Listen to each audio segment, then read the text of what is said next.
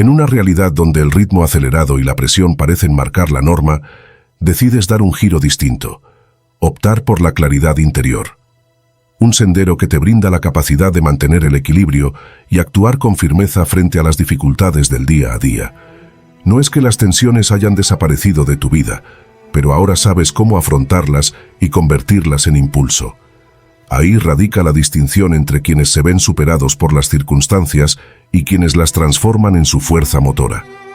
El enfoque estoico ha sido la clave de grandes transformaciones a lo largo de la historia. La verdadera tranquilidad no implica inacción. Es una estrategia poderosa, una forma de decidir con inteligencia y avanzar sin titubeos, incluso en medio de la incertidumbre. ¿Y si tú también pudieras forjar una mente resistente al caos? En este video vas a descubrir cómo construir una fuerza interior que te permita renovarte y lograr lo que muchos consideran imposible. Pero antes, te propongo algo. Deja en los comentarios esta frase: hoy comienza mi viaje, equilibrado, valiente y con propósito. Estas palabras representan más que una intención. Son el inicio de una nueva manera de vivir. Cada paso consciente es una línea escrita en tu propia historia de crecimiento.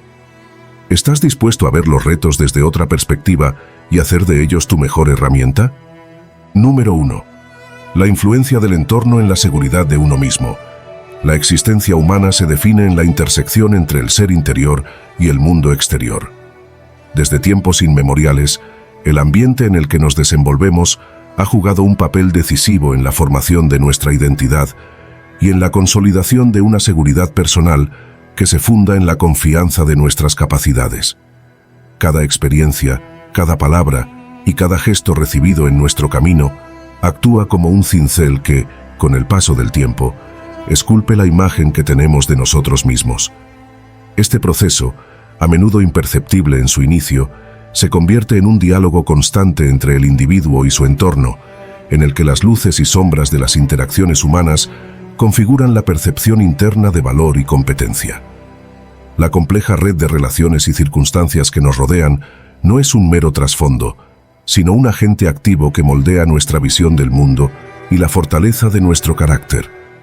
La seguridad de uno mismo se erige, en gran medida, a partir de las huellas imborrables que deja el entorno en la infancia. Es en esos primeros años cuando la aceptación, el cariño y el reconocimiento siembran las semillas de una autoestima sólida, mientras que las críticas severas, la indiferencia o la imposición de ideales inalcanzables pueden generar profundas grietas en el sentimiento de valía. En este sentido, la influencia del entorno es una fuerza ambivalente. Por un lado, puede inspirar y elevar, y por otro, minar la confianza interna hasta el punto de generar inseguridades persistentes. La manera en que aprendemos a interpretar y asimilar estas experiencias tempranas determina en gran medida la capacidad para enfrentar los desafíos de la vida con resiliencia y determinación. No obstante, la acción del entorno no se limita únicamente a las relaciones familiares o a la educación formal. La sociedad en su conjunto, a través de las normas culturales, los discursos mediáticos y las tradiciones heredadas, impone modelos y expectativas que muchas veces resultan desconectados de la realidad individual. Las narrativas colectivas que glorifican ciertos estereotipos y exigen conformidad pueden erosionar la autenticidad personal, empujando al individuo a perseguir ideales que no se corresponden con su esencia. Este choque entre la naturaleza única del ser y la presión de adaptarse a esquemas predeterminados genera una tensión interna que afecta directamente la seguridad y la autoimagen. Frente a ello, se vuelve imprescindible cultivar una mirada crítica que permita discernir entre lo que verdaderamente contribuye al crecimiento personal y lo que, por el contrario, limita el potencial de autoconocimiento y transformación. El camino hacia la consolidación de una seguridad interna auténtica pasa necesariamente por un proceso de introspección y cuestionamiento. Cada individuo debe aprender a identificar las influencias que nutren su espíritu y aquellas que, en cambio, lo debilitan. Este ejercicio de autocrítica no es una tarea sencilla, pues implica enfrentar las verdades incómodas que el entorno, muchas veces de forma inadvertida, impone en la psique. La valentía de reconocer las propias vulnerabilidades y de trabajar sobre ellas se transforma en un acto liberador, capaz de derribar las barreras que nos separan de una autoaceptación plena. Es en ese constante ir y venir entre la influencia externa y la reflexión interna donde se forja una seguridad genuina, basada no en la validación ajena, sino en el conocimiento profundo de las propias fortalezas y limitaciones. El impacto del entorno se extiende, además, al ámbito de las relaciones interpersonales. Cuando se celebra el esfuerzo, se valora la originalidad y se permite el error como parte del aprendizaje. El individuo se siente empoderado y capaz de enfrentar retos cada vez mayores. Por el contrario, un contexto que se alimenta de la competencia feroz y del juicio implacable tiende a generar ansiedad, miedos irracionales y, en última instancia, una autoconfianza frágil y efímera. Desde una perspectiva filosófica y psicológica, resulta evidente que el entorno no es una entidad pasiva, sino un agente dinámico que incide de manera directa en la configuración del yo.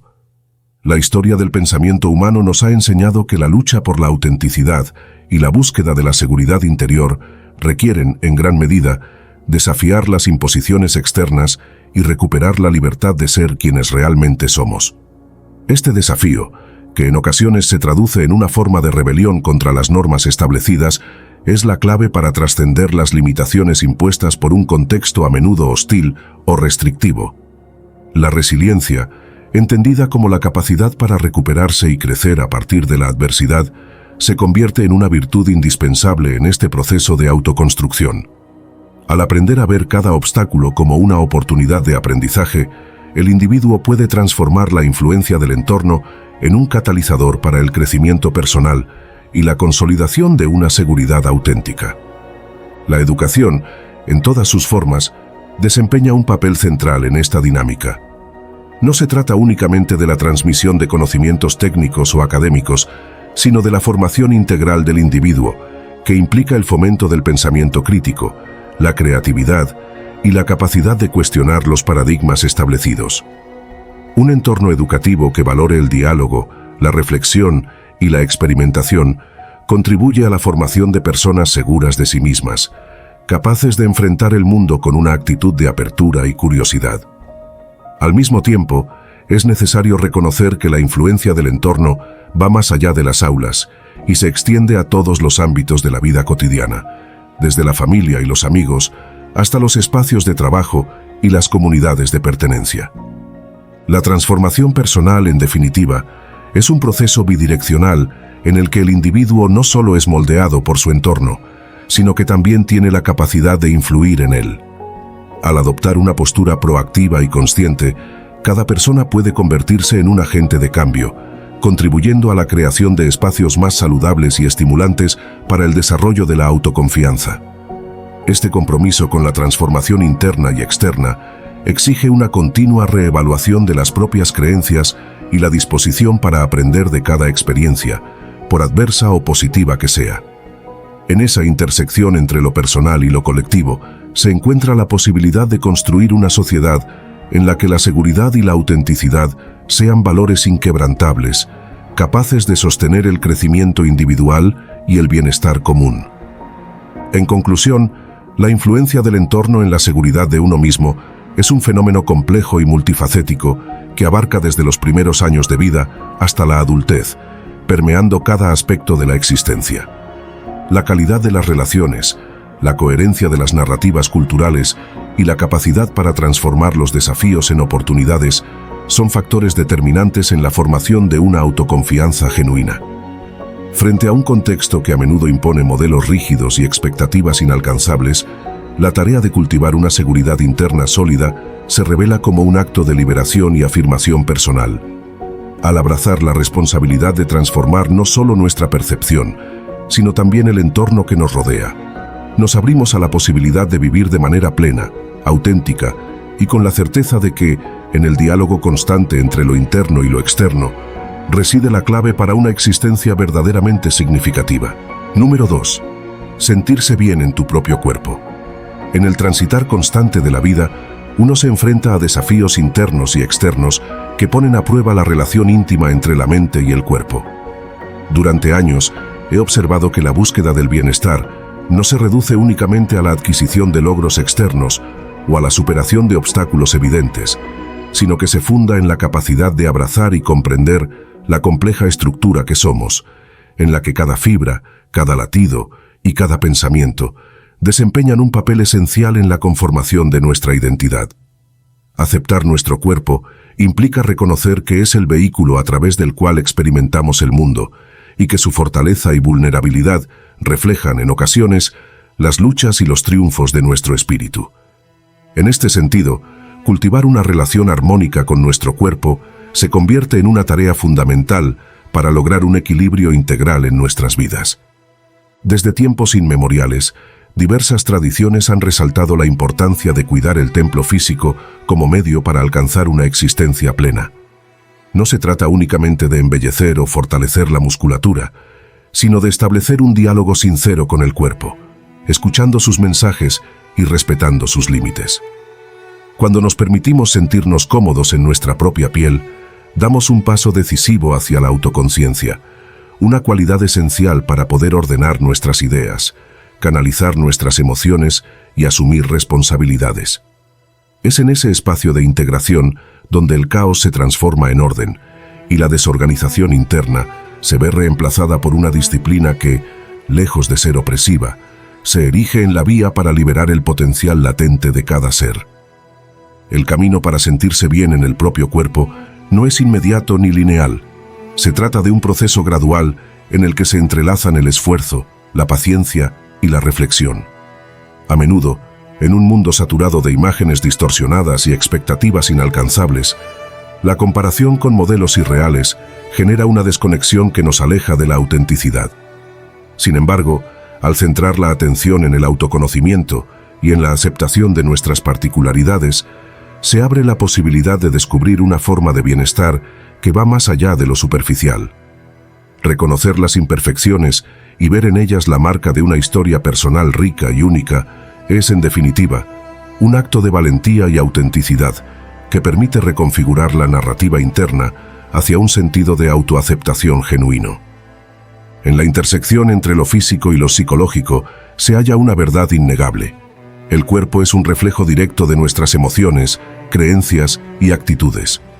Cuando descuidamos su cuidado, inadvertidamente podemos estar minando la confianza y la energía vital que nos impulsan a enfrentar la vida. Por el contrario, invertir tiempo y dedicación en cultivar una imagen positiva y realista de nuestro cuerpo se traduce en un aumento significativo de la autoestima. Esta transformación, lejos de ser meramente estética, afecta profundamente la manera en que nos relacionamos con los demás y con el mundo, permitiendo que surja una actitud proactiva y resiliente frente a la adversidad.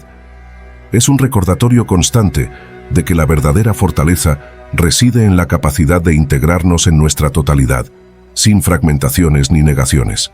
Este estado de integración se convierte en el fundamento sobre el cual se edifica una vida con propósito, en la que los retos se abordan con una perspectiva amplia y la incertidumbre se transforma en oportunidad para crecer.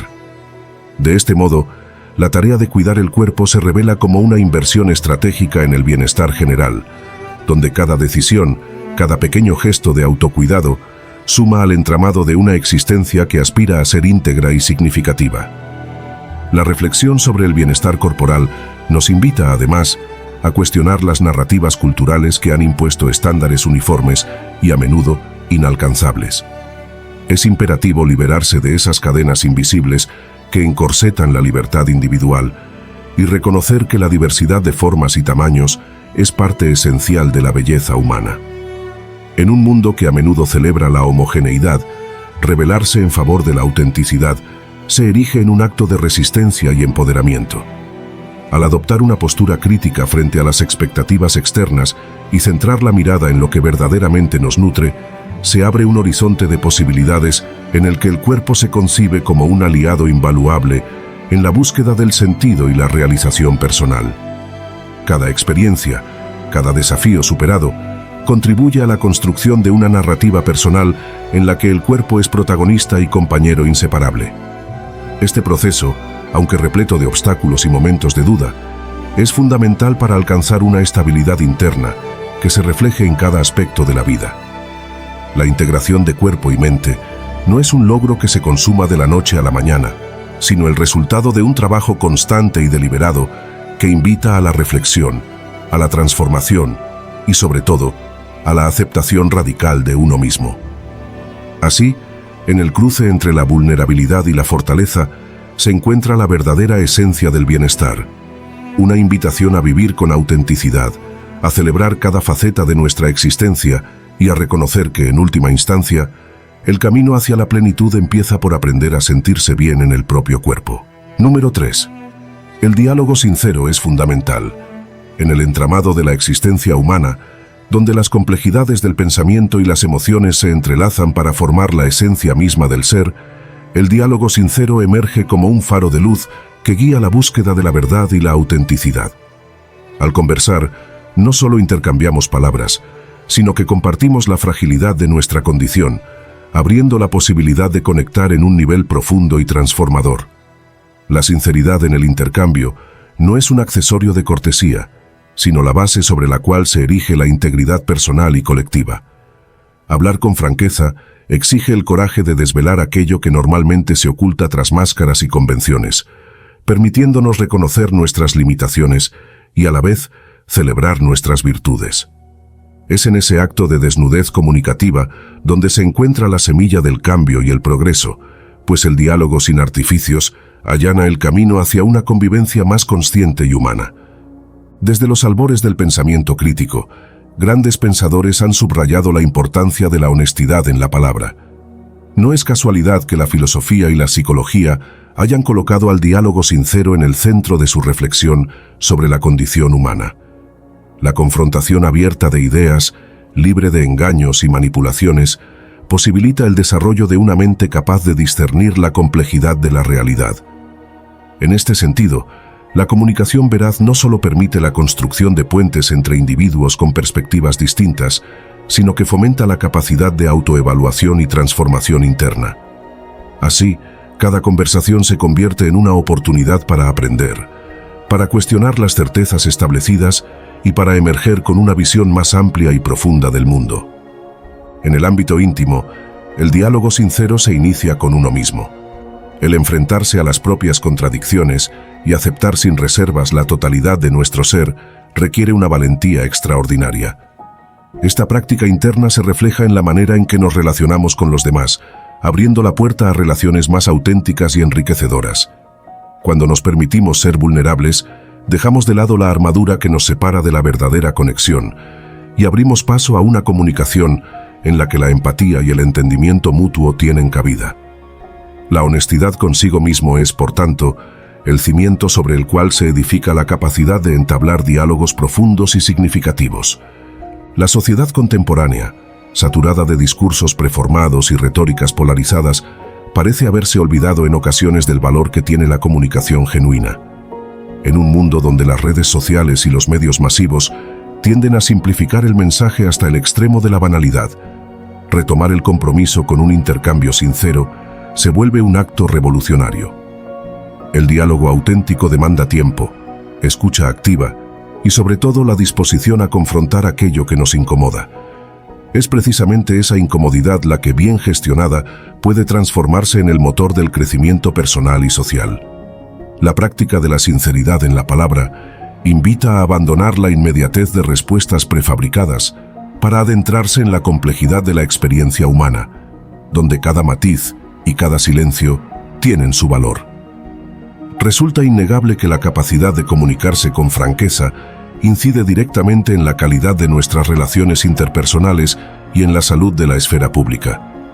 Cuando el discurso se basa en la verdad, se genera un ambiente propicio para el diálogo constructivo y el entendimiento mutuo. Las instituciones, al igual que los individuos, se benefician de la transparencia y de la disposición a enfrentar las críticas de manera honesta. Así, la práctica del diálogo sincero se erige como un pilar fundamental en la consolidación de una cultura democrática y en la promoción de una sociedad en la que la diversidad de ideas se celebre y se integre en lugar de ser suprimida. El reto de mantener una comunicación honesta no es menor. Requiere de una disciplina constante y de una voluntad férrea para resistir las tentaciones del engaño, ya sea por conveniencia o por miedo a la confrontación. implica también la capacidad de reconocer que el error y la imperfección son inherentes a la condición humana y que, lejos de debilitar nuestra posición, admitir nuestras falencias puede ser el primer paso para alcanzar una mayor sabiduría. En el cruce entre la verdad y la humildad se halla la clave para transformar el diálogo en una herramienta de crecimiento y para establecer relaciones que se nutran de la autenticidad y del respeto mutuo. En última instancia, el compromiso con un diálogo sincero es, ante todo, un compromiso con la libertad. La libertad de expresarse sin temor a represalias, de cuestionar sin temor al ridículo y de escuchar sin prejuicios, se traduce en la posibilidad de construir un mundo en el que la verdad y la integridad sean los cimientos de toda interacción. Cada palabra pronunciada con honestidad tiene el poder de derribar muros y de abrir nuevos horizontes en el entendimiento colectivo. Así, el diálogo sincero se transforma en un acto subversivo frente a la opresión de la falsedad, en un gesto de rebeldía que desafía la inercia de las convenciones establecidas y que apuesta por una comunicación más humana y profunda. Con esta visión, se reconoce que el arte de conversar no debe reducirse a un mero intercambio de frases vacías, sino que debe constituir un compromiso vital con la búsqueda de la verdad. Al abrazar la sinceridad en cada interacción, contribuimos a la construcción de una realidad en la que el respeto y la empatía sean la norma, y en la que la confrontación de ideas se realice en un marco de integridad y de responsabilidad compartida.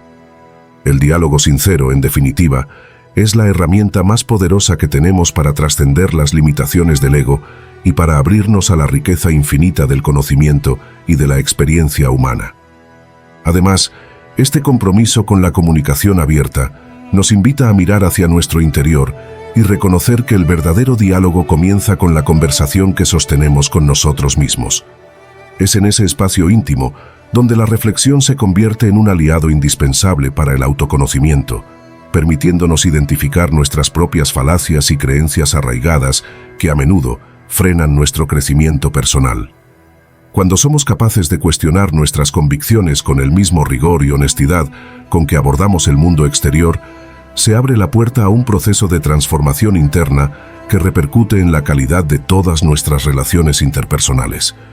La práctica de un diálogo sincero no se limita únicamente a expresar nuestras ideas, sino que también exige una escucha activa y un reconocimiento profundo de que cada perspectiva aporta un matiz único a la experiencia humana.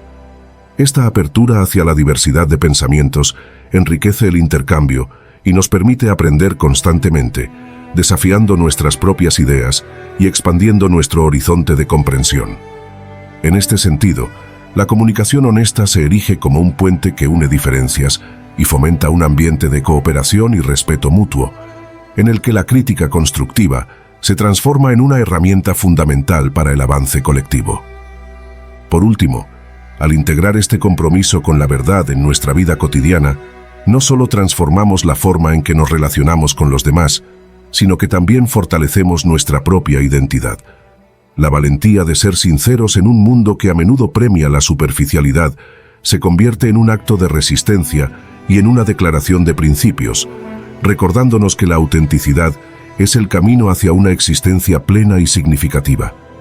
Al adoptar este enfoque, derribamos las barreras que nos separan y abrimos la puerta a un futuro en el que la comprensión, la empatía y el respeto sean los pilares sobre los cuales se construya una sociedad más justa y solidaria. Número 4. Dormir bien es fundamental para la seguridad en ti mismo. El sueño es un ritual biológico sagrado, un taller nocturno donde el cerebro repara fracturas emocionales, consolida memorias y forja las herramientas con las que enfrentarás el mundo al despertar. La seguridad en uno mismo no se construye solo con logros o afirmaciones positivas. Se cimenta en los cimientos invisibles de un descanso profundo. Privar al cuerpo de sueño es como esperar que un edificio se mantenga en pie tras dinamitar sus bases. Tarde o temprano, la estructura colapsará, llevándose consigo la ilusión de control y la fe en las propias capacidades. Imaginemos el cerebro como un herrero. Durante el día, martilla decisiones, moldea respuestas y suelda relaciones. Pero es en la noche, cuando el fuego se apaga y el taller queda en silencio, cuando afila las herramientas, limpia la escoria y prepara el metal para nuevas creaciones. La fase REM, ese teatro onírico donde las emociones se procesan, y el sueño profundo, cuando el cuerpo se regenera, son fases críticas para convertir experiencias caóticas en narrativas coherentes. Un estudio de la Universidad de California demostró que personas con ciclos de sueño regulares mostraban un 40% más de resiliencia ante críticas y fracasos, comparadas con quienes dormían menos de 6 horas. Dormir no es pasividad, es el acto de darle al inconsciente el espacio para ordenar el desorden de la vigilia. La ciencia es clara, la privación de sueño corroe la autoconfianza. Cuando el cerebro no completa sus ciclos de reparación, la amígdala, centro del miedo, se hiperactiva y la corteza prefrontal, responsable de la toma de decisiones racionales, se debilita. El resultado es un cóctel peligroso: inseguridad, paranoia y una voz interna que distorsiona cada error como evidencia de ineptitud. Investigadores de Harvard descubrieron que una sola noche de insomnio reduce la tolerancia a la incertidumbre, llevando a las personas a preferir opciones conservadoras, aunque mediocres, por miedo al riesgo. ¿Cómo atreverse a brillar si la mente, agotada, solo ancla en la orilla de lo seguro? Pero el impacto va más allá de lo psicológico. El sueño regula hormonas clave para la autopercepción. La serotonina, aliada de la estabilidad emocional, y la testosterona, vinculada a la asertividad, se sintetizan durante las fases profundas del descanso. Sin ellas, incluso el más seguro de los líderes puede convertirse en un titubeante espectro de sí mismo. Un levantador olímpico que batallaba contra la ansiedad escénica me confesó: por años, entrené 18 horas diarias y dormí 4. Cuando un médico me obligó a dormir 8, no solo rompí récords, sino que dejé de temerle al juicio del público. El sueño me devolvió mi voz interior. La historia está llena de genios que entendieron este vínculo. Leonardo da Vinci dividía su día en siestas polifásicas para mantener la mente alerta. Albert Einstein dormía 10 horas y declaraba que sus mejores ideas llegaban en sueños. Incluso Margaret Thatcher, aunque famosa por sus jornadas maratónicas, compensaba con siestas estratégicas. Estos ejemplos no glorifican el cansancio, sino que revelan una verdad incómoda. En un mundo que celebra el no dormir como insignia de ambición, los verdaderos revolucionarios son los que protegen su descanso como un acto de rebelión. Sin embargo, la cultura moderna sabotea el sueño como nunca antes. Pantallas azules que imitan el amanecer a medianoche, notificaciones que convierten el dormitorio en una sucursal laboral y una obsesión por la productividad que equipara descansar con perder el tiempo.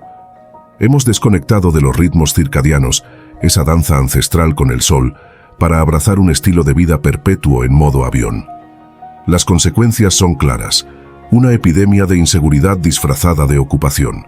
En contraste, culturas ancestrales integraban el sueño a su cosmovisión. Los egipcios veían los sueños como puentes con lo divino. Los griegos peregrinaban a templos de Asclepio para recibir sanación durante el sueño incubado. Los pueblos nórdicos consideraban el dormir como un diálogo con los ancestros. Hoy, al reducir el sueño a un estado de inconsciencia, perdimos no solo horas de reparación, sino un lenguaje simbólico que conecta el mundo interior con el exterior. Recuperar esta conexión no requiere rituales complejos, sino respetar el hecho de que, al cerrar los ojos, seguimos trabajando en quienes somos. La relación entre sueño y seguridad personal también tiene raíces evolutivas. Nuestros antepasados dormían en grupos, turnándose para vigilar peligros. Dormir mal implicaba poner en riesgo la tribu. Hoy, aunque los depredadores sean otros, plazos laborales, deudas, conflictos sociales, el cerebro sigue interpretando la falta de sueño como una señal de peligro inminente, activando mecanismos de hipervigilancia que erosionan la confianza. Un experimento con soldados en entrenamiento mostró que aquellos con ciclos de sueño regulados superaban en un 60% las pruebas de liderazgo y toma de decisiones bajo estrés, comparados con los privados de descanso. Pero, ¿cómo transformar el sueño en un aliado para la seguridad en uno mismo? Comienza con pequeños pactos de respeto. Rituales de desconexión, como apagar dispositivos 1 hora antes de dormir, reemplazando el scroll infinito con lectura o meditación. Espacios sagrados, convertir el dormitorio en un santuario libre de trabajo, pantallas o conversaciones estresantes. Diálogo interno. Agradecer al cuerpo al acostarse, reconociendo el esfuerzo diario y confiando en que el sueño hará su labor sin microgestionarlo. Una bailarina profesional que sufrió crisis de autoestima tras lesiones repetidas compartió: comencé a ver el sueño como mi entrenador nocturno. En vez de obsesionarme con ensayar más, me rendía al descanso. Mi cuerpo se recuperó y mi confianza regresó cuando entendí que fuerza no es resistir, sino soltar. Sin embargo, el insomnio crónico o los trastornos del sueño suelen ser síntomas de problemas más profundos: ansiedad no tratada, traumas, desequilibrios hormonales. En estos casos, buscar ayuda profesional no es derrota, sino un acto de coraje. Como dijo Carl Jung, lo que no se hace consciente se manifiesta como destino. Dormir bien, en este sentido, es tanto un derecho como una responsabilidad hacia uno mismo. Al final, la seguridad en ti mismo no es una armadura que se viste al amanecer, sino un jardín que se riega de noche. Cada ciclo de sueño es una semilla de claridad, un voto de confianza en que, aunque hoy hayas tropezado, mañana tendrás las herramientas para levantarte con mayor firmeza. La próxima vez que sientas que el mundo exige que renuncies al descanso, recuerda: incluso los volcanes duermen antes de entrar en erupción. Y tú, humano, eres más poderoso cuando dejas que el silencio nocturno te recuerde todo lo que ya llevas dentro. Número 5. La calma llega de un proceso consciente. La calma no es un regalo del azar, ni un estado predeterminado del ser humano. Tampoco es la ausencia de caos, sino la capacidad de navegar en medio de él, sin ser arrastrado por sus corrientes. Muchos buscan la tranquilidad en lugares equivocados, en la evasión de responsabilidades, en la acumulación de distracciones o en la negación de lo que les amenaza. Pero la verdadera calma, aquel tipo de serenidad que perdura incluso en las tormentas, solo emerge de un proceso consciente, arduo y deliberado. Es un logro, no un accidente. Imaginemos por un momento que la vida es un mar infinito. Las olas golpean sin cesar, a veces suaves, a veces violentas. Quien pretenda flotar sin hundirse debe aprender a nadar, a entender las corrientes y, sobre todo, a construir una embarcación sólida. Esa embarcación es la mente consciente. No basta con desear que las aguas se calmen, hay que dominar las herramientas para mantenerse a flote. La calma, en este sentido, no es pasiva. Es el resultado de una batalla librada y ganada contra el caos interno y externo. El primer paso en este proceso es enfrentar lo que preferirías ignorar. La psicología lo llama integración de la sombra. Aquello que niegas, te posee. Si evitas mirar de frente tus miedos, tus fracasos o tus rasgos más oscuros, estos crecen en la penumbra de lo inconsciente, alimentando ansiedades y resentimientos. La calma auténtica comienza con el coraje de sentarte frente al espejo y preguntarte: ¿qué estoy evitando? Un paciente me dijo una vez: descubrí que mi ira no era por lo que otros hacían, sino por lo que yo no me atrevía a hacer. Al confrontar sus propios límites, encontró paz. Luego está el hábito de ordenar el caos. Friedrich Nietzsche escribió: quien tiene un porqué para vivir puede soportar casi cualquier cómo. La estructura, física, mental y moral, es el antídoto contra el desorden. Limpiar tu habitación, organizar tu horario, definir tus valores. Actos aparentemente triviales que, en realidad, son rituales de resistencia contra el nihilismo. Cada tarea completada, cada promesa cumplida, es un ladrillo en el muro que protege tu psique de la entropía. La disciplina, lejos de ser una cárcel, es el espacio donde la libertad y la calma coexisten. Pero no basta con el orden externo. La calma profunda exige honestidad radical. Decir la verdad, aun cuando duela, es un acto de alquimia espiritual. Mentir, ya sea a otros o a uno mismo, corroe el alma. Cada falsedad es una grieta en el barco. Al principio apenas se nota. Con el tiempo, el agua se filtra y el peso arrastra todo hacia el abismo. En cambio, la verdad, aunque dolorosa, libera. Un hombre que admitió ante su familia su adicción al alcohol me confesó: sentí que por primera vez en años podía respirar. La verdad no siempre es cómoda, pero sí es necesaria. La honestidad radical no solo implica revelar lo oculto, sino también dejar de fingir que lo inexistente es real. Vivimos en una época donde las máscaras sociales son tan comunes que muchos olvidan quiénes son detrás de ellas. La persona que afirma estar bien cuando en realidad está rota por dentro, el líder que proclama certeza mientras duda en secreto, el amigo que sonríe para ocultar su envidia. Todos acumulan deudas emocionales que tarde o temprano cobran intereses. La mentira es un veneno de acción lenta, distorsiona la percepción, aísla al individuo de su auténtico yo y finalmente lo encierra en una prisión de incomunicación. Pero ¿por qué duele tanto la verdad? Porque confronta la ilusión de control. Admitir un error, reconocer una limitación o confesar un deseo prohibido implica soltar las riendas de la imagen idealizada que hemos construido. Es un acto de humildad, y la humildad duele al ego como el alcohol a una herida abierta. Limpia, pero escuece. Sin embargo, es precisamente esa quemazón la que permite sanar. En las tradiciones budistas se habla de la verdad noble del sufrimiento. No es un castigo, sino un maestro. La honestidad radical opera de manera similar. Al exponer las heridas, las convierte en cicatrices que ya no sangran. Hay un fenómeno psicológico fascinante llamado carga cognitiva. Cada mentira que almacenamos, ya sea una omisión, una excusa o una fachada, ocupa espacio mental. Es como llevar una mochila llena de piedras mientras intentas escalar una montaña. La energía que gastas en sostener esas piedras podría usarse para avanzar, pero en vez de eso, te paraliza.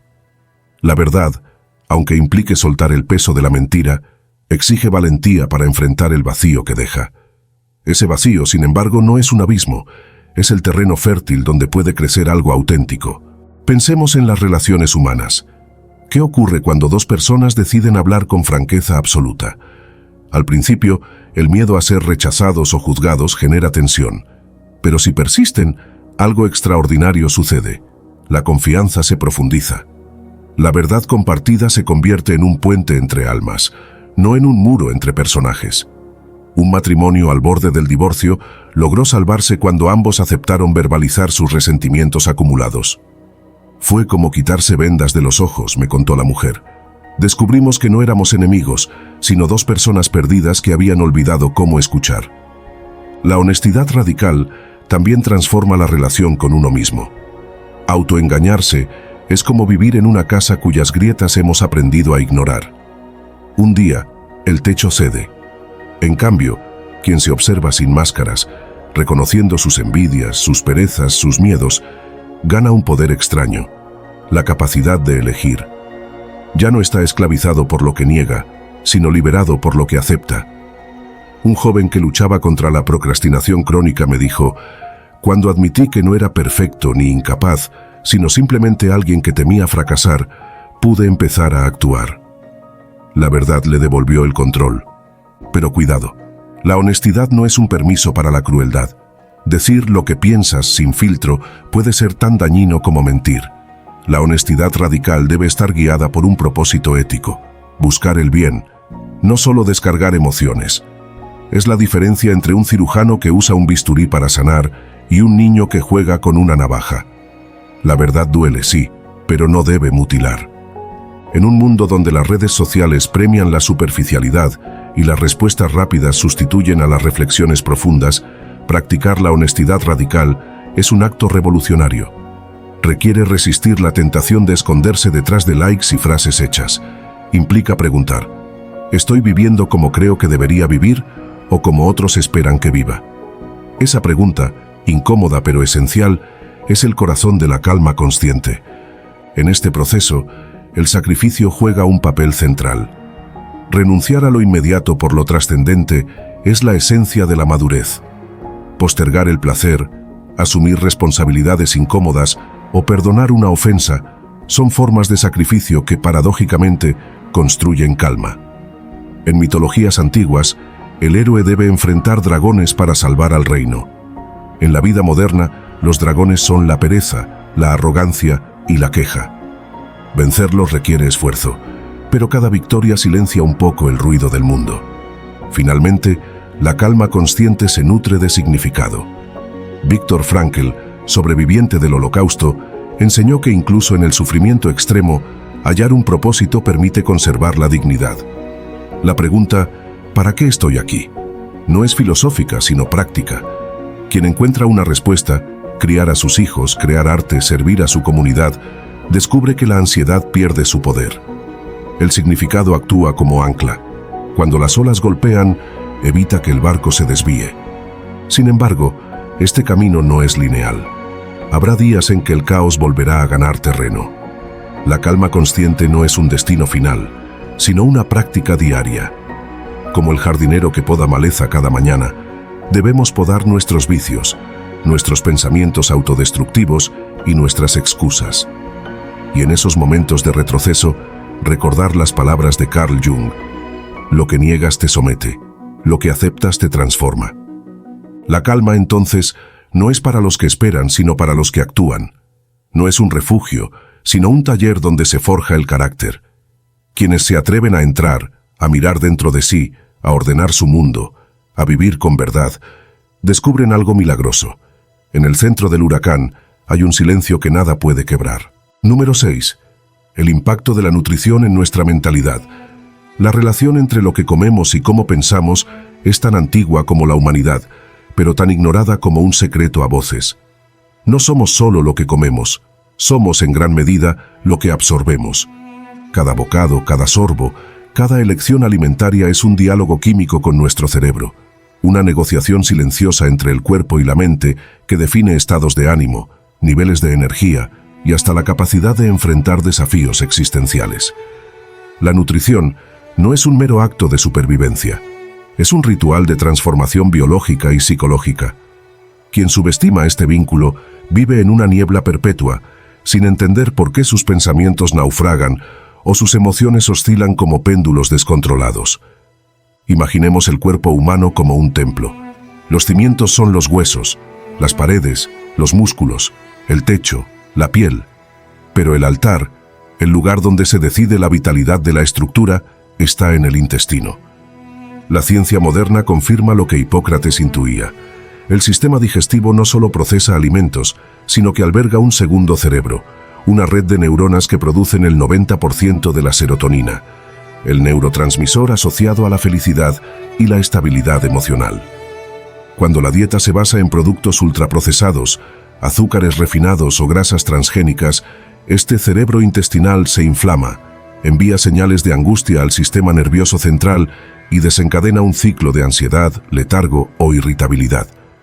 Un estudio de la Universidad de Harvard reveló que personas con dietas ricas en vegetales, omega 3 y probióticos presentaban un 30% menos de probabilidades de desarrollar depresión.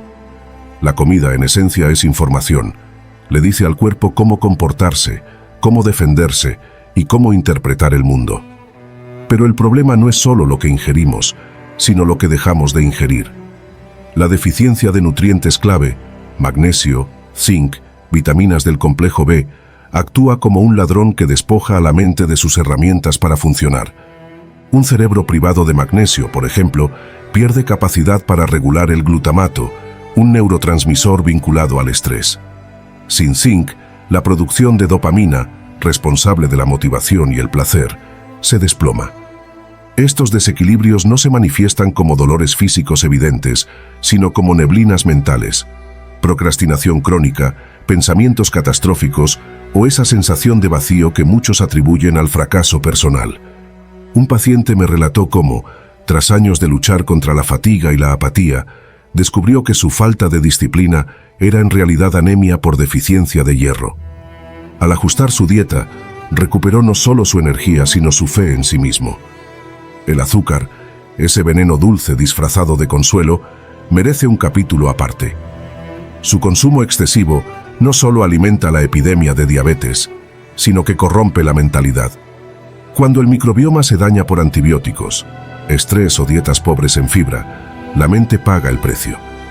Estudios recientes vinculan la disbiosis intestinal con trastornos como el autismo, el TDAH y la esquizofrenia. Un experimento con ratones mostró que trasplantar microbiota de individuos deprimidos a individuos sanos les indujo comportamientos de desesperanza. Somos, en cierto modo, ecosistemas caminantes. La salud mental depende del equilibrio de esos universos microscópicos que llevamos dentro. Pero, ¿cómo traducir esto a la vida cotidiana? No se trata de volverse obsesivo con cada caloría, sino de entender que cada comida es una votación por el tipo de persona que queremos ser. Un desayuno rico en proteínas y grasas saludables, como huevos y aguacate, estabiliza los niveles de glucosa en sangre, lo que se traduce en mayor claridad mental durante la mañana.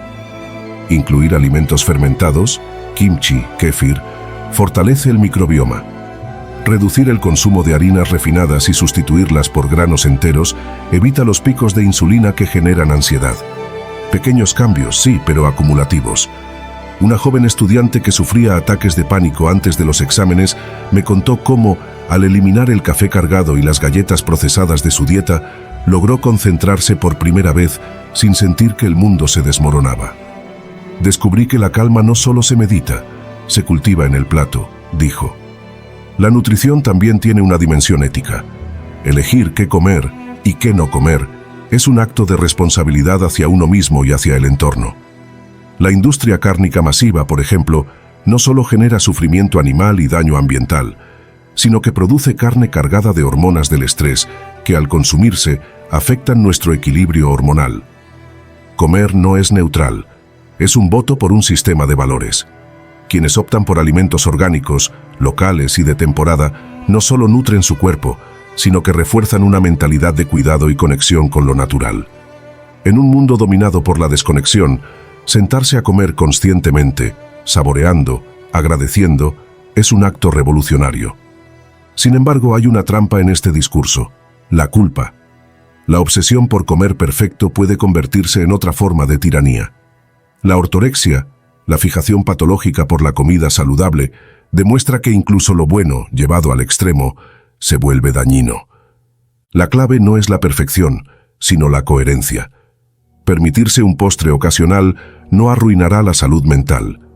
Lo que la erosiona es la combinación crónica de mala alimentación y autodesprecio.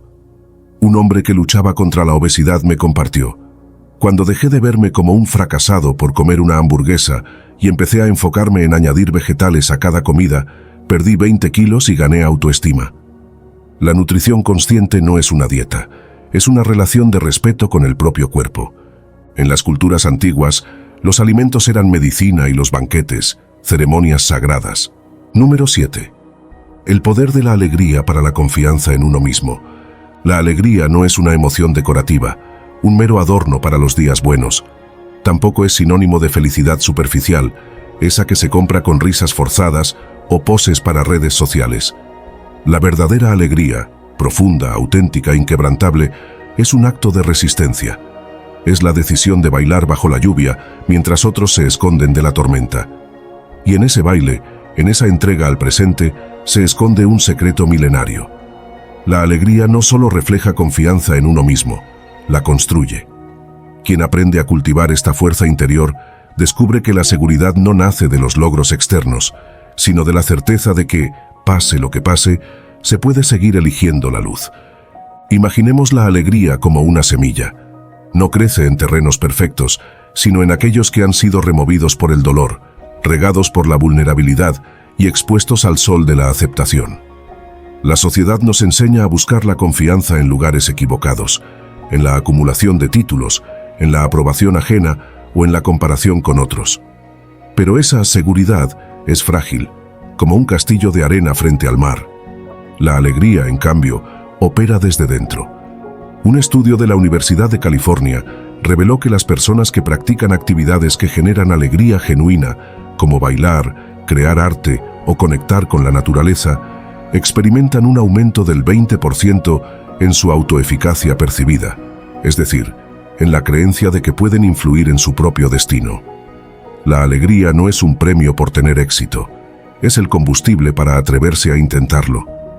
Pero ¿cómo algo tan etéreo como un sentimiento puede cimentar algo tan tangible como la confianza? La respuesta está en la neuroquímica. Cuando experimentamos alegría, el cerebro libera dopamina, serotonina y endorfinas, un cóctel de neurotransmisores que no solo nos hacen sentir bien, sino que fortalecen las conexiones neuronales asociadas a la toma de decisiones y la resiliencia. Es un círculo virtuoso. La alegría activa regiones cerebrales vinculadas a la creatividad y la planificación, lo que nos permite visualizar soluciones en lugar de obsesionarnos con problemas. Un ejemplo: los niños que juegan libremente, actividad puramente alegre, desarrollan mayor capacidad para resolver conflictos y adaptarse a cambios. Jugar no es perder el tiempo, es entrenar la mente para confiar en su propia agilidad. Sin embargo, la alegría auténtica exige un precio: la vulnerabilidad. Vivimos en una cultura que celebra la productividad tóxica y demoniza la ternura como signo de debilidad. Mostrarse alegre en un mundo cínico puede interpretarse como ingenuidad, pero aquí yace la paradoja. Solo cuando nos permitimos ser vulnerables, reír sin censura, llorar sin vergüenza, amar sin garantías, descubrimos que la alegría es un lenguaje universal que trasciende el miedo al juicio. Brené Brown, investigadora de la Universidad de Houston, lo explica así: la vulnerabilidad es el lugar donde nace la alegría, porque es el único espacio donde podemos ser realmente vistos. Un ejecutivo que lideró una empresa durante una crisis económica me confesó: mis empleados dejaron de temer a los errores el día que empecé a compartir mis propias caídas con humor. La alegría nos hizo un equipo, no una máquina. La alegría también es un antídoto contra el perfeccionismo, ese enemigo silencioso de la confianza. El perfeccionista vive obsesionado con el futuro, corrigiendo detalles imaginarios, paralizado por la idea de no ser suficiente. La alegría, en cambio, habita el presente. Es la danza de la abuela que canta desafinando, el niño que pinta fuera de las líneas, el científico que celebra un experimento fallido porque aprendió algo nuevo. En Japón existe el concepto de wabi-sabi, la belleza de lo imperfecto, lo efímero, lo incompleto. Aplicado a la psicología, es la alegría de abrazar las grietas propias como mapas de supervivencia. ¿Cómo cultivar esta alegría transformadora? El primer paso es desaprender la idea de que debe ganarse. La alegría no es un trofeo para los triunfadores, es un músculo que se fortalece con pequeños actos diarios. La gratitud es un ejemplo.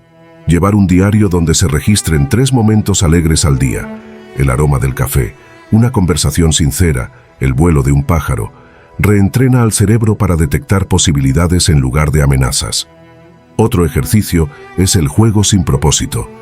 Dedicar tiempo a actividades sin utilidad práctica, colorear, silbar, saltar charcos, para recordar que el valor de la vida no se mide por la productividad.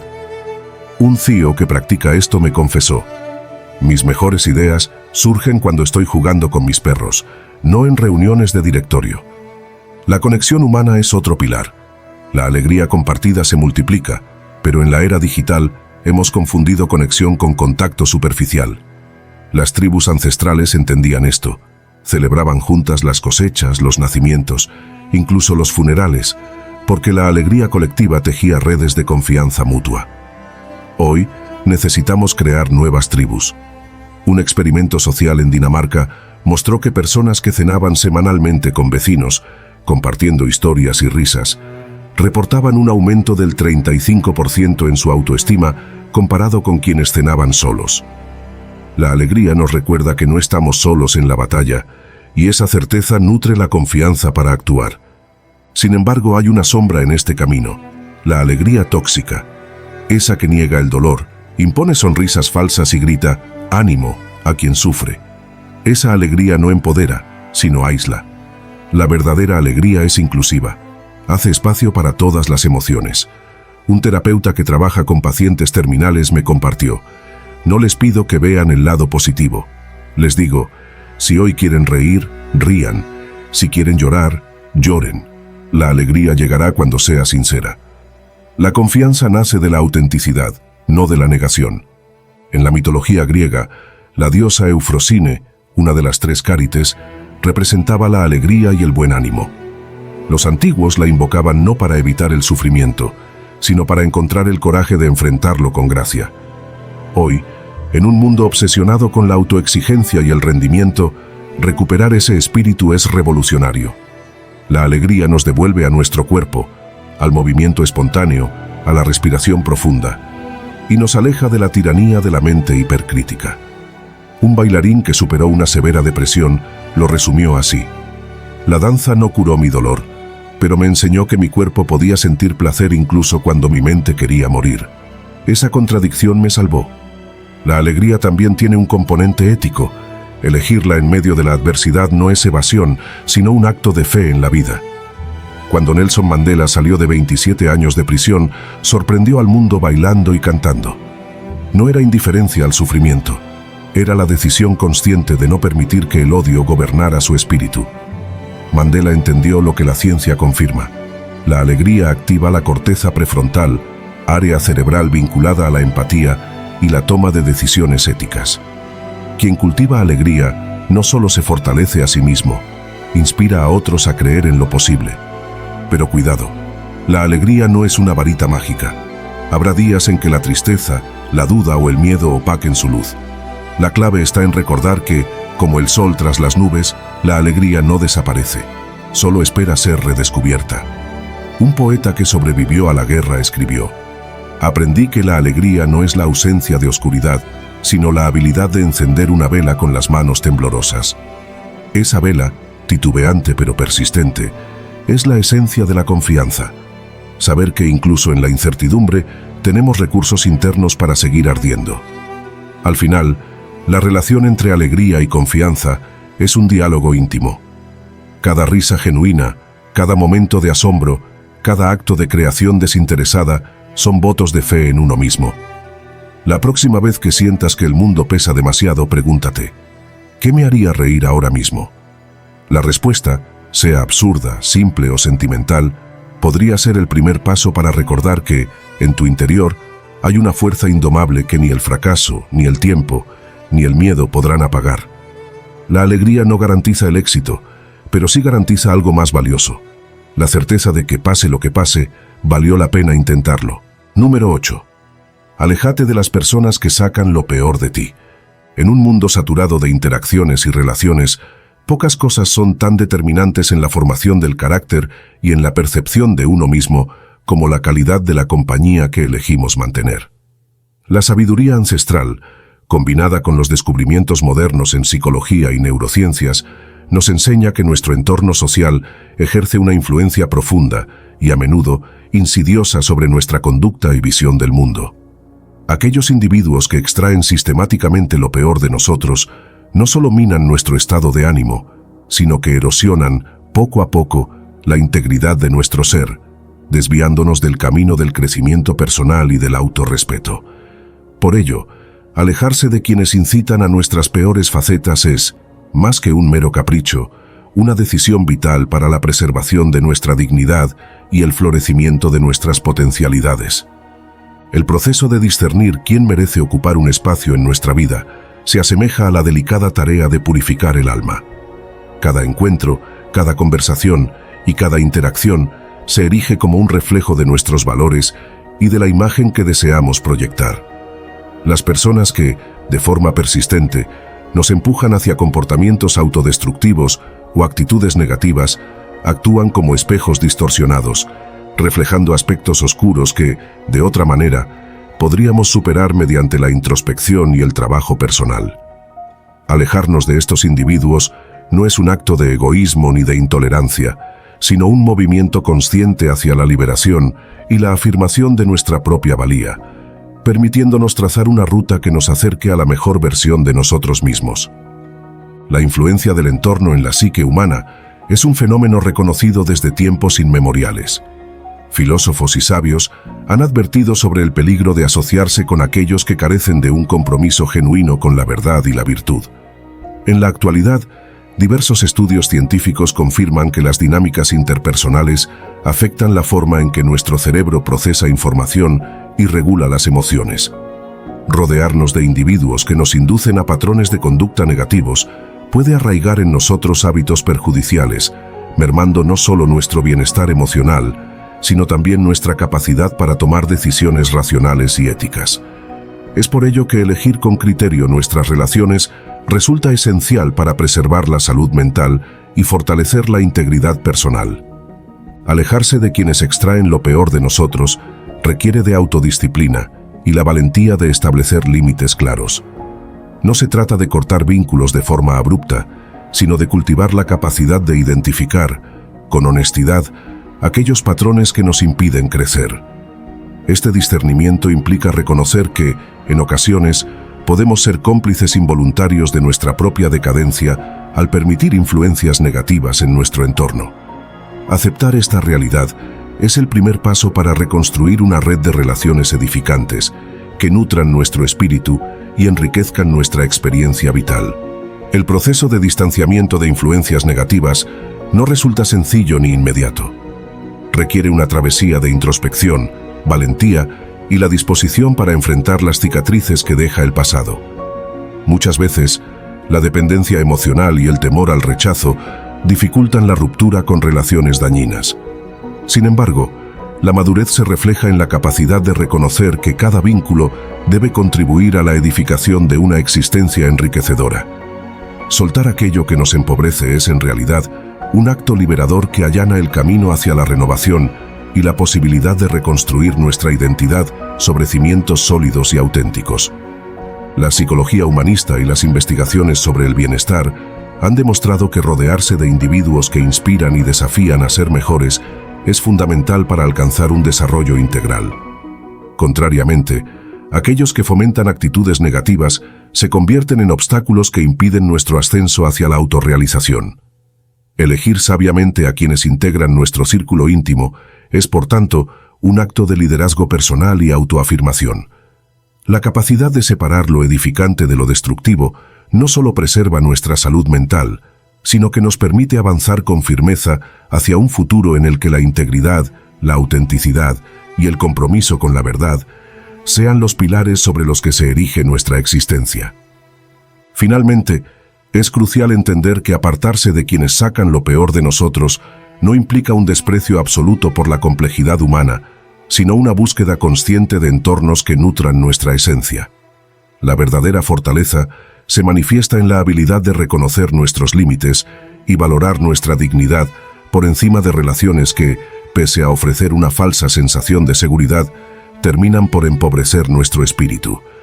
Al tomar la determinación de proteger nuestro ser de influencias nocivas, afirmamos nuestra capacidad de dirigir nuestro destino y de construir, a través de cada elección, un futuro que honre la grandeza inherente a nuestro potencial. Este acto de liberación, aunque a veces doloroso, es la base sobre la cual se erige una vida genuinamente plena y significativa, en la que cada relación se convierte en una oportunidad para construir, en lugar de destruir el legado de nuestro ser. Número 9. El pensamiento positivo sobre lo que no sale como queremos. El pensamiento positivo no es un eslogan de autoayuda, ni un truco para maquillar la realidad. Tampoco es la negación infantil de lo que duele o frustra. Es, en su esencia más profunda, un acto de alquimia psicológica. La capacidad de transformar el plomo del fracaso en el oro del aprendizaje. La vida es una sucesión de planes que se desvían, expectativas que se rompen y caminos que se cierran. Ante esto, muchos recurren al cinismo, la resignación o la autocompasión. Pero existe otra opción, más difícil y a la vez más liberadora: abrazar lo inesperado no como un enemigo, sino como un maestro disfrazado de caos. El pensamiento positivo, cuando se ejerce con honestidad y rigor, no es evasión, es un arte marcial para la mente. Imaginemos que cada contrariedad es un nodo en una red invisible de posibilidades. Cuando algo no sale como queremos, es fácil ver solo el nodo roto, la promoción laboral que no llegó, la relación que terminó, el proyecto que fracasó, y olvidar que alrededor hay cientos de hilos conectados esperando ser explorados. La ciencia lo confirma. Investigadores de la Universidad de Stanford descubrieron que personas capaces de reinterpretar situaciones negativas como oportunidades mostraban un 40% más de creatividad en la resolución de problemas. No es magia, es un cambio de perspectiva que activa regiones cerebrales asociadas a la flexibilidad cognitiva. El pensamiento positivo, en este sentido, no niega el dolor, sino que lo usa como combustible para buscar nuevas rutas. Pero ¿cómo evitar que esta actitud se convierta en autoengaño? La clave está en diferenciar entre positividad tóxica y positividad consciente. La primera exige sonreír mientras el mundo arde, imponiendo frases como «todo pasa por una razón» sin permitir el duelo. La segunda, en cambio, entiende que el crecimiento requiere dos pasos. Primero, mirar de frente la herida. Luego, preguntarse cómo sanarla. Un ejemplo: tras perder su trabajo, un hombre pasó semanas enojado y deprimido. Un día, en vez de repetir «soy un fracasado», se preguntó «¿qué habilidades tengo que no estoy usando?». Esa pregunta, dolorosa pero honesta, lo llevó a fundar una empresa de reciclaje que hoy emplea a decenas. El pensamiento positivo no borró su fracaso, lo redimió.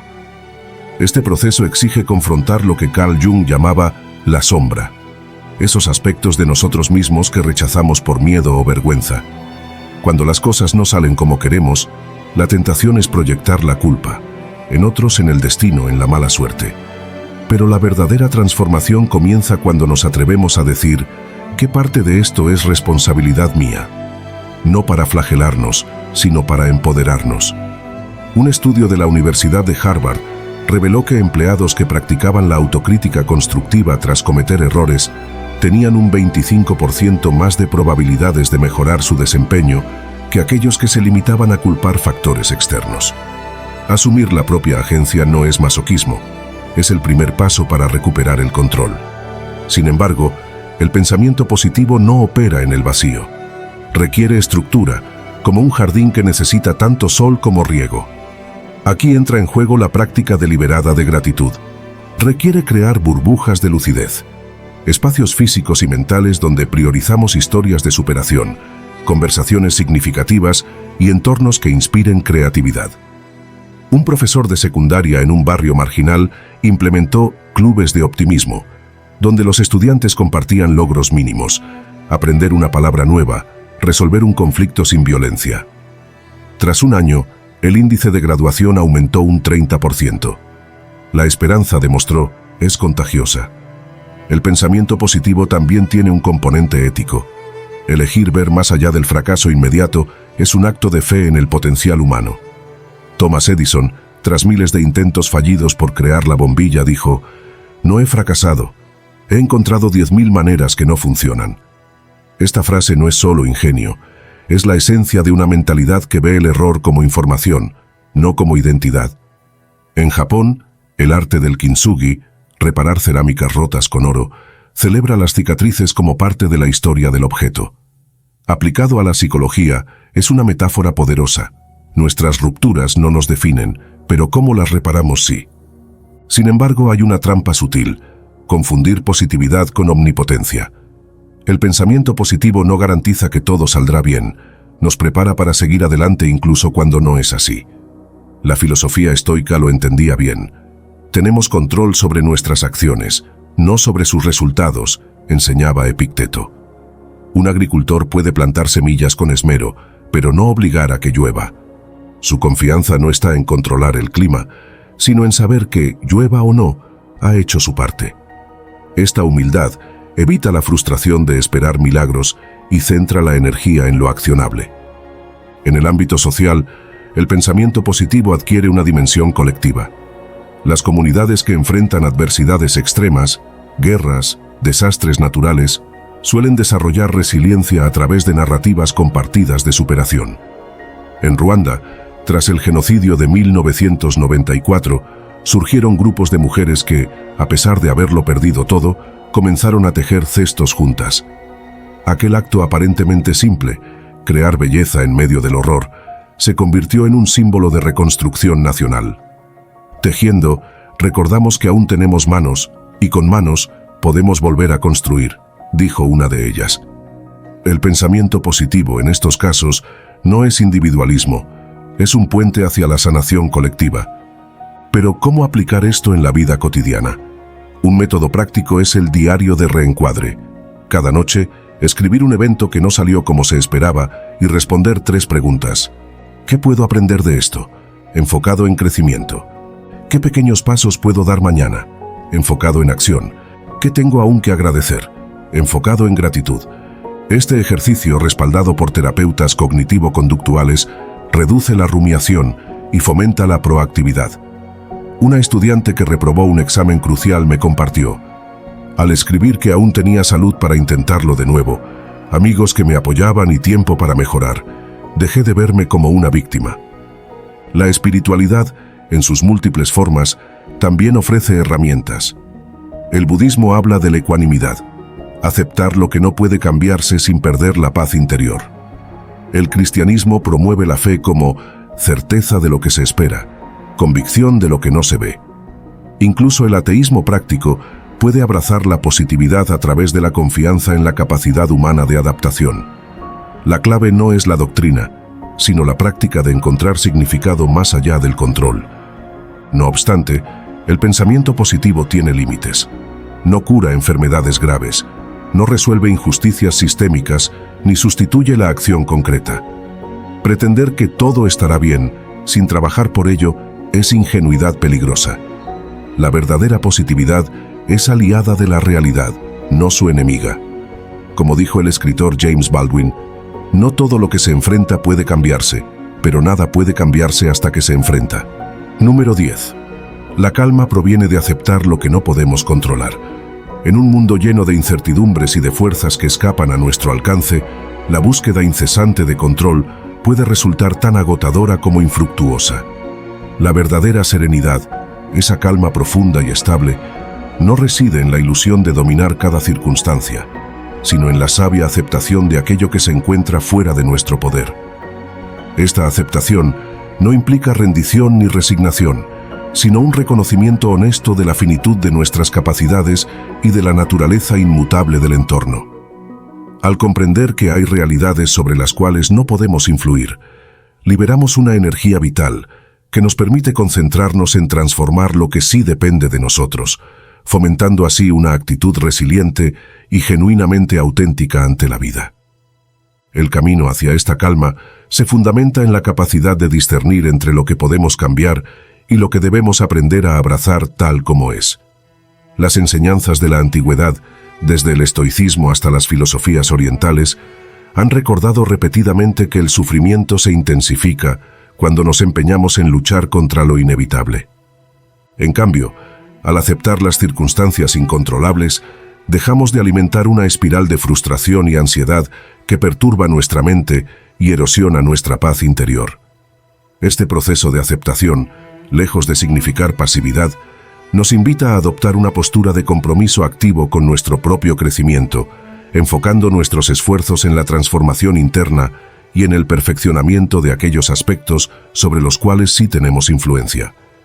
La práctica diaria de la aceptación exige una honestidad radical con uno mismo, un ejercicio de introspección que nos permita identificar y soltar las expectativas irreales y la necesidad de perfección que tanto pesan sobre el alma. Al liberarnos de la obsesión por controlar cada variable, aprendemos a fluir con el curso natural de la existencia, reconociendo que la incertidumbre es parte inherente de la experiencia humana. Esta fluidez, a su vez, abre la puerta a una forma de vivir más plena y enriquecedora, en la que cada experiencia, ya sea placentera o dolorosa, se integra en un proceso continuo de aprendizaje y de autoconocimiento. Aceptar lo incontrolable no es en absoluto una invitación al conformismo. Al contrario, se trata de un acto de valentía que nos libera de la tiranía del miedo y de la ansiedad, permitiéndonos actuar con mayor claridad y propósito en los ámbitos donde realmente podemos marcar la diferencia. Esta perspectiva nos conduce a desarrollar una actitud de humildad, en la que reconocemos nuestras limitaciones sin menoscabar nuestro potencial, y en la que cada obstáculo se convierte en una oportunidad para crecer y profundizar en nuestra comprensión de la vida. La serenidad que surge de esta aceptación se transforma, así, en un faro que ilumina nuestro camino en medio del caos, guiándonos hacia decisiones más sabias y a una existencia más armónica. El impacto de aceptar lo que no podemos controlar se extiende también a nuestras relaciones y a nuestra forma de interactuar con el entorno. Cuando comprendemos que no es posible dirigir cada acción ni moldear cada circunstancia, aprendemos a cultivar la empatía y el respeto tanto hacia nosotros mismos como hacia los demás. Este reconocimiento nos ayuda a desarrollar vínculos más sinceros y profundos, ya que dejamos de imponer expectativas inflexibles sobre la conducta ajena y abrazamos la complejidad inherente a la condición humana. La calma que brota de la aceptación se convierte de esta manera en un espacio de libertad en el que florece la comprensión mutua y la capacidad de colaborar en la construcción de un entorno más justo y equilibrado. La sociedad moderna, con su acelerado ritmo y su incesante demanda de resultados inmediatos, nos arrastra a menudo hacia la trampa del control obsesivo. La presión por dominar cada aspecto de la vida genera una tensión interna que, en lugar de impulsarnos hacia la superación, nos sumerge en un estado constante de inquietud y desesperación. En contraste, quienes han aprendido a aceptar la incertidumbre descubren que la verdadera fortaleza reside en la capacidad de adaptarse y de encontrar significado incluso en la adversidad. Al soltar la necesidad de controlar lo incontrolable, se abre un abanico de posibilidades en el que la creatividad, la resiliencia y el crecimiento personal se manifiestan con mayor intensidad, revelando una sabiduría que trasciende la mera supervivencia y se orienta hacia la realización plena del potencial humano. Este proceso de transformación, que parte del reconocimiento de nuestras limitaciones, se convierte en una práctica vital que permea todos los aspectos de la existencia. La aceptación se erige como un ejercicio de libertad, un acto de rebeldía contra las imposiciones externas y contra la trampa del perfeccionismo que tanto nos distancia de la esencia de la vida. En lugar de malgastar energías en luchar contra lo inevitable, podemos redirigir nuestro esfuerzo hacia la consolidación de una identidad coherente y auténtica, en la que cada experiencia se integre como un elemento indispensable de nuestro devenir. La calma que emana de este enfoque no solo nos permite enfrentar los desafíos con mayor lucidez, sino que también nos ofrece la posibilidad de vivir en un estado de serenidad que se nutre de la aceptación incondicional del presente. Finalmente, reconocer que la calma proviene de aceptar lo que no podemos controlar es abrazar la realidad en toda su complejidad, es entender que la vida, en su impredecible danza, nos invita a soltar las riendas del destino para descubrir la verdadera libertad. Esta libertad se manifiesta en la capacidad de vivir sin la constante carga del temor al error, sin la necesidad de imponer un orden artificial sobre un universo que, por su misma naturaleza, se resiste a ser domado. Al adoptar esta perspectiva, cada momento se transforma en una lección, cada desafío en una oportunidad y cada incertidumbre en el preludio de un crecimiento interior. En última instancia, la serenidad que brota de la aceptación se erige como el fundamento sobre el cual se construye una vida auténtica, plena y, sobre todo, profundamente humana. Número 11. Canalizar la energía negativa en cosas positivas. La energía negativa no es un monstruo que deba ser exiliado, sino un fuego que, si se doma, puede iluminar el camino. Todos experimentamos ira, frustración, miedo o resentimiento. Son emociones tan humanas como la alegría o el amor, pero nuestra cultura nos ha enseñado a reprimirlas, negarlas o proyectarlas como defectos morales.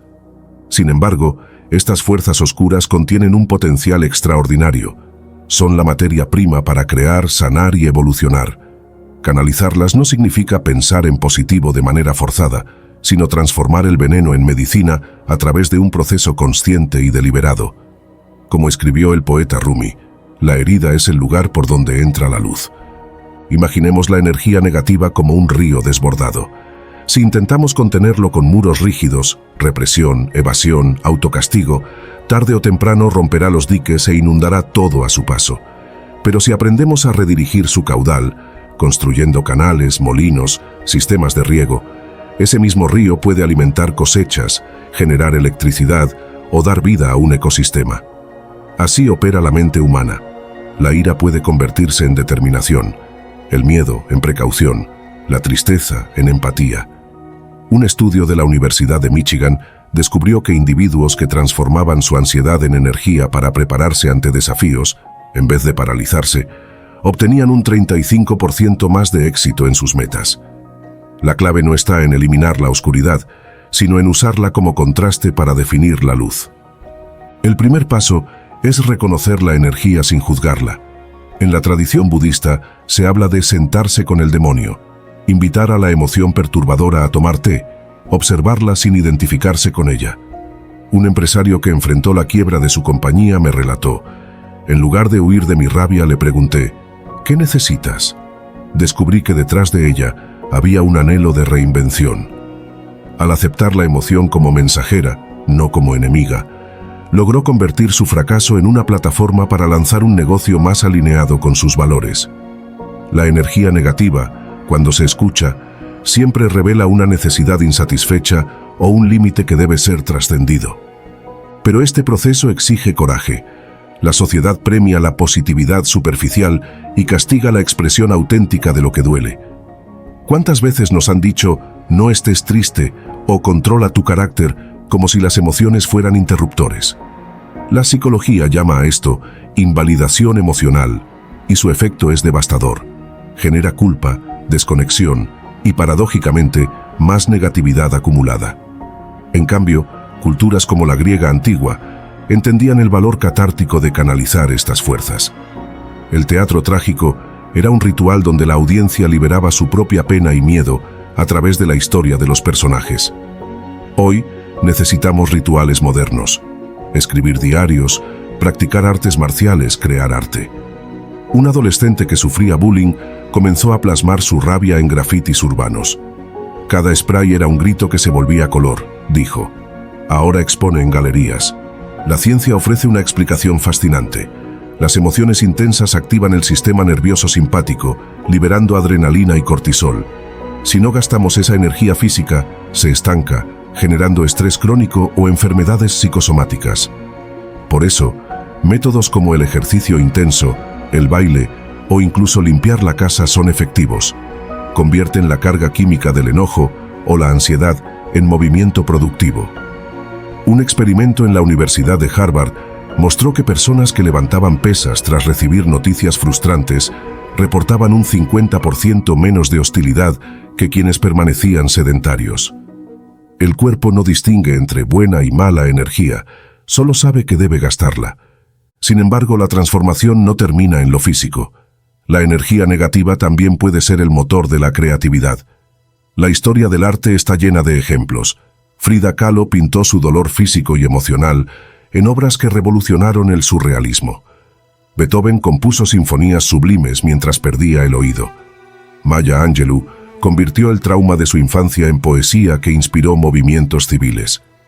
Un estudio de la Universidad de Nueva York vinculó la experiencia emocional intensa, incluso la negativa, con un aumento del 40% en la originalidad de las ideas.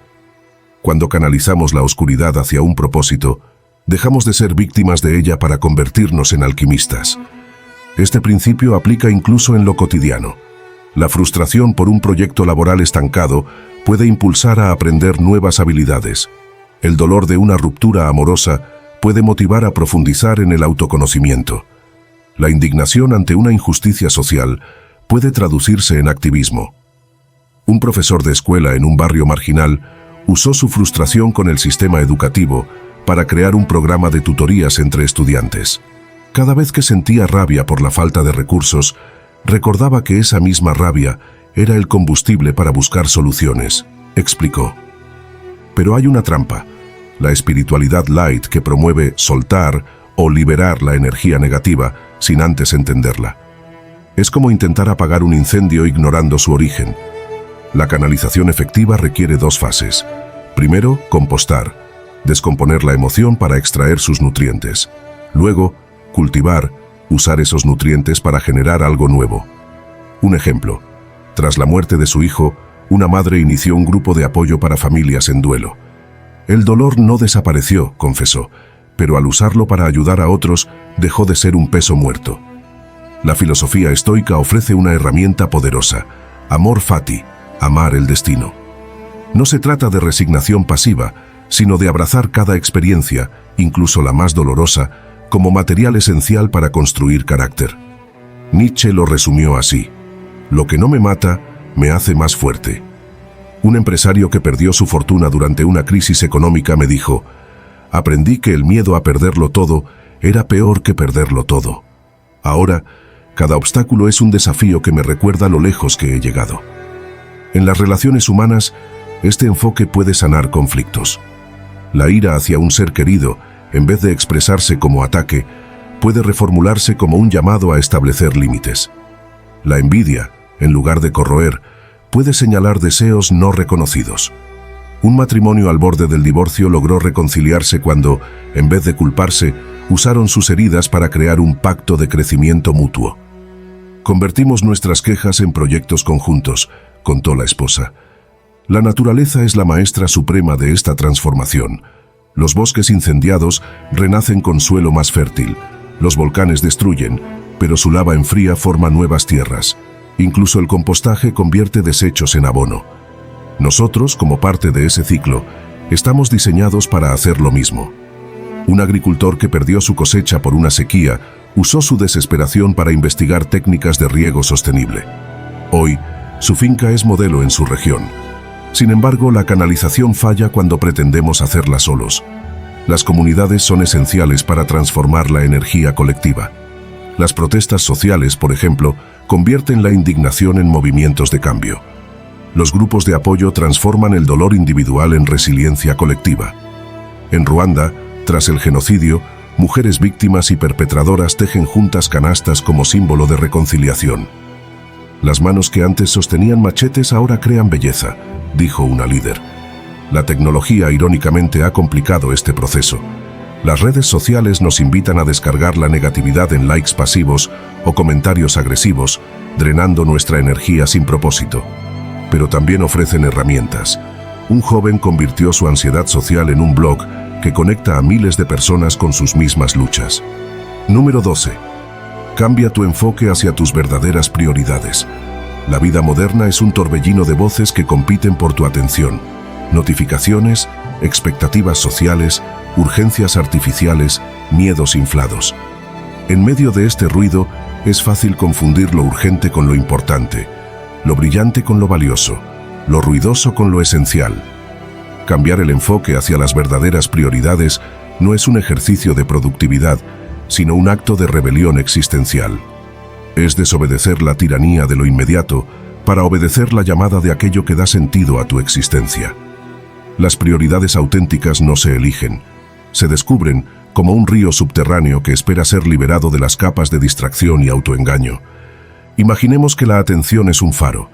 La mayoría lo dirige hacia lo que relumbra cerca: el correo sin leer, los likes pendientes, las demandas de un jefe impaciente. Pero los faros no existen para iluminar lo obvio, sino para guiar hacia puertos seguros en la oscuridad. Tus verdaderas prioridades son esos puertos: relaciones que nutren, proyectos que trascienden, valores que dan estructura a tu caos interno. Un estudio del Instituto Tecnológico de Massachusetts reveló que las personas que dedicaban al menos 2 horas diarias a actividades alineadas con sus valores centrales, independientemente de su éxito externo, reportaban niveles de satisfacción un 60% mayores que quienes perseguían metas impuestas. La paradoja es clara: correr tras lo ajeno al corazón no solo agota, sino que oscurece el camino de regreso a lo propio. El primer paso es reconocer que hemos sido adoctrinados en una religión del hacer sobre el ser. Desde niños, se nos premia por cumplir tareas, no por profundizar en preguntas. ¿Quién eres? ¿Qué te conmueve? ¿Qué legado querrías dejar si el tiempo se agotara mañana? Estas interrogantes, incómodas y vitales, son ahogadas por el mantra de mantenerse ocupado. Un ejecutivo que renunció a un salario millonario para abrir una escuela rural me confesó: descubrí que estaba construyendo un castillo en la arena. Cada promoción era una ola que lo borraba. Ahora, cada sonrisa de un niño es un cimiento de roca. La claridad llegó no al sumar, sino al restar. Eliminar lo accesorio para que lo esencial emergiera. Pero este proceso duele. Implica mirar de frente el abismo entre cómo vives y cómo anhelas vivir. La psicología humanista lo llama disonancia existencial. Ese malestar sordo que surge cuando tus acciones traicionan tus creencias profundas. Puedes silenciarlo con más trabajo, más compras, más scroll en redes, pero el abismo sigue allí, agrandándose. Carl Jung advirtió: hasta que lo inconsciente no se haga consciente, seguirá dirigiendo tu vida, y lo llamarás destino. Identificar tus prioridades auténticas exige un diálogo brutalmente honesto con tu sombra. Pero como escribió el poeta David White, el corazón que no está dispuesto a romperse es el que no puede sostener el mundo. Priorizar es romper expectativas ajenas para mantener intacta la propia integridad.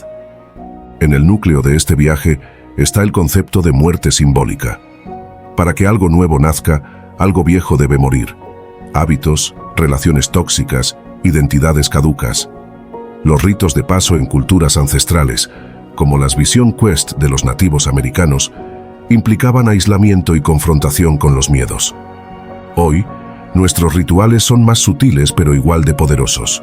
Una caminata solitaria donde decides perdonar, una hoja en blanco donde dibujas el mapa de tus próximos 10 años, una conversación donde dejas de interpretar un papel para mostrarte auténtico. Una mujer que dejó una carrera legal para convertirse en doula me compartió: tuve que enterrar a la abogada que todos admiraban para dar a luz a la mujer que necesitaba existir. Sin embargo, enfocarse en lo esencial no garantiza un camino sin obstáculos. Las prioridades claras atraen críticas, incomprensión y a veces soledad. La historia está llena de ejemplos. Galileo defendiendo su visión del universo, Mandela eligiendo prisión antes que renunciar a la justicia, Malala desafiando balas por el derecho a aprender. En escala menor, cada uno de nosotros enfrenta microbatallas. Un padre que elige menos horas laborales para ver crecer a sus hijos, un joven que rechaza una beca prestigiosa porque no alinea con su ética. La recompensa no es la admiración externa, sino la paz interna de saber que tu brújula sigue funcionando. La naturaleza ofrece una metáfora perfecta. Los árboles en bosques densos crecen hacia arriba, compitiendo por luz, hasta que algunos mueren. Pero en los claros, donde el sol abunda, las raíces se expanden y las copas se diversifican. Nosotros, como esos árboles, a menudo creemos que la lucha es hacia arriba, más estatus, más posesiones, cuando la verdadera abundancia está en expandirnos hacia adentro y alrededor. Un jardinero que cultivó un oasis en un terreno baldío dijo: dejé de regar las plantas que otros admiraban y empecé a nutrir las que me hacían sentir vivo. Este proceso no es un destino, sino una práctica diaria. Las prioridades evolucionan, y lo que hoy es esencial puede mañana ser una cáscara vacía. La clave está en cultivar la sensibilidad para detectar cuándo el faro debe girar. Un músico que pasó de tocar en estadios a enseñar en aldeas remotas reflexionó: antes, mi prioridad era el aplauso. Ahora, es la conexión. El instrumento es el mismo, la melodía, distinta. Al final, cambiar el enfoque hacia las verdaderas prioridades es un acto de amor propio radical. Es dejar de mendigar migajas de aprobación para banquetearte con lo que te nutre. Es entender que el tiempo no es dinero, sino el tejido mismo de tu vida. Y cada elección, desde cómo gastas una tarde hasta con quién compartirla, es un hilo en ese tejido. La próxima vez que sientas que el mundo te exige dispersarte, recuerda: el poder de enfocarte no está en lo que miras, sino en lo que decides ver. Número 13. No te apegues a nada. El apego es un hábito tan antiguo como la conciencia humana. Nos aferramos a personas, objetos, ideas e incluso al dolor, como si retenerlos garantizara su permanencia o les otorgara significado. Pero la vida es un río que nunca deja de fluir, y aferrarse a sus aguas no solo es imposible, sino que nos condena a ahogarnos en la ilusión de control. No se trata de vivir con indiferencia o frialdad, sino de comprender que la libertad auténtica nace cuando dejamos de confundir el amor con la posesión, la identidad con las cosas que acumulamos y la seguridad con la rigidez. El desapego no es desprecio, es el arte de abrazar sin aprisionar, de valorar sin esclavizarse, de fluir sin anclarse al lecho del río. Imaginemos una mano que sostiene un pájaro. Si aprieta demasiado lo lastima, si se abre por completo lo pierde. El equilibrio está en sostenerlo con la suavidad suficiente para que el ave decida quedarse o volar. Así funciona el desapego. No es rechazo, sino respeto por la naturaleza mutable de todo lo que existe. Pero el apego no es un error moral, es un mecanismo de supervivencia. Evolutivamente, nos aferramos a lo que nos da placer o seguridad, alimentos, territorios, relaciones. El problema surge cuando este instinto se traslada a contextos donde ya no es útil. La psicología del apego, teorizada por John Bowlby, explica cómo nuestros vínculos tempranos moldean la manera en que nos relacionamos de adultos. Quienes crecieron en entornos impredecibles suelen desarrollar un apego ansioso. Buscan controlar a sus seres queridos por miedo al abandono. El desapego tampoco implica pasividad. Es todo lo contrario. exige una atención aguda al presente. Cuando dejamos de vivir anclados al pasado, nostalgia, resentimientos, o al futuro, ansiedades, fantasías, podemos actuar con mayor claridad. Los estoicos lo llamaban amor fati, amar el destino, no para resignarse, sino para comprometerse con lo que sí está bajo nuestro control. Marco Aurelio escribió: el obstáculo se convierte en el camino. Un empresario que perdió su fortuna durante una crisis económica me confesó: al soltar mi identidad de hombre exitoso, encontré la creatividad para empezar de cero. Ahora soy más rico en propósito, aunque menos en cuenta bancaria. Las posesiones materiales son el espejo más claro de esta dinámica. Compramos cosas para llenar vacíos existenciales, pero cuanto más acumulamos, más pesa la carga de administrar, proteger y reemplazar. El arte ofrece una metáfora poderosa. Los artistas saben que una obra nunca está verdaderamente terminada. Llega un punto en que deben soltarla, aunque sientan que podría mejorarse. Leonard Cohen pasó años reescribiendo Hallelujah, añadiendo y eliminando versos, hasta que aceptó que la canción debía liberarse al mundo en su estado imperfecto. Esa canción, en su fluidez, se convirtió en un himno universal. El arte, como la vida, no gana valor por ser estático, sino por su capacidad de resonar en constante transformación. En las relaciones humanas, el desapego se manifiesta como respeto por la autonomía del otro. Amar sin posesividad es un acto de madurez emocional que pocos practican. En El arte de amar, Erich Fromm escribió: el amor inmaduro dice, te amo porque te necesito. El amor maduro dice, te necesito porque te amo. Un padre que luchaba por aceptar la independencia de su hijo adolescente me compartió: cuando dejé de exigirle que fuera mi mejor amigo, comenzamos a tener conversaciones reales. Ahora elige compartir su mundo conmigo, no por obligación, sino por confianza. El apego también distorsiona nuestra relación con el tiempo. Nos aferramos a la juventud, a momentos gloriosos del pasado o a la fantasía de un futuro perfecto. Las cirugías estéticas, las terapias antienvejecimiento y la obsesión por la productividad son síntomas de esta negación ante lo inevitable, el cambio.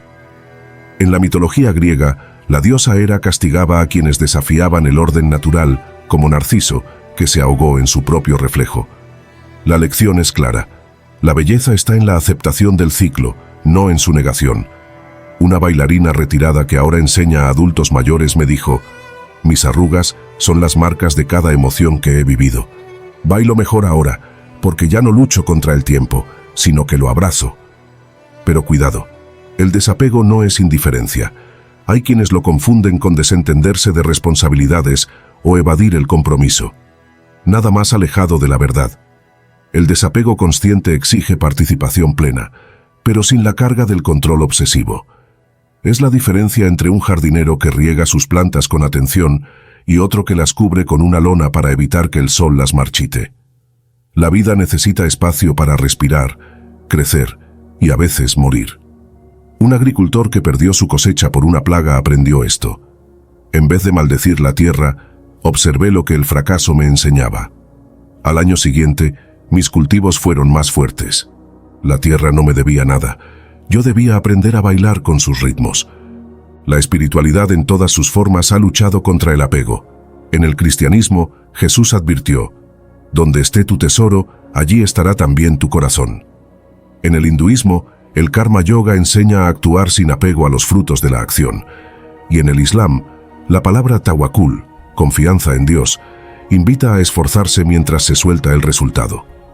Estas tradiciones no promueven la pasividad, sino la humildad de reconocer que, aunque podemos sembrar semillas, no controlamos la lluvia ni el sol. En lo cotidiano, practicar el desapego puede comenzar con gestos pequeños. Regalar un libro que ya leíste en vez de acumularlo en un estante, escuchar a un amigo sin interrumpir con consejos no solicitados, o permitir que un ser querido tome decisiones aunque creas que son errores. Sin embargo, existe un apego sano, el que surge de la gratitud, no del miedo.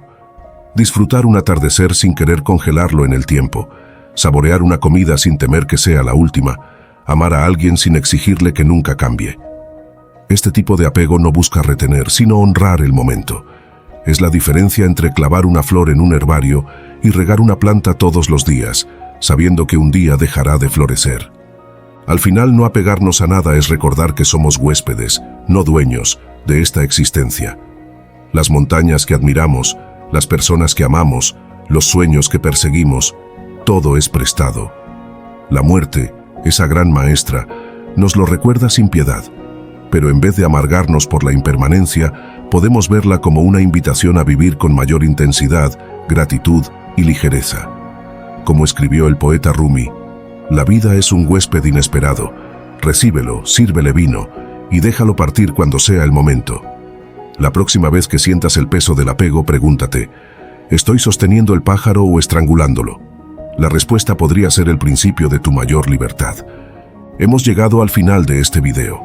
Si has disfrutado del contenido, te invitamos a suscribirte y a darle like para apoyarnos. Comparte este video con tus familiares o seres queridos si crees que les puede ser útil. Al terminar, verás 2 opciones de videos adicionales que hemos seleccionado especialmente para acompañarte en tu desarrollo personal. Un fuerte abrazo.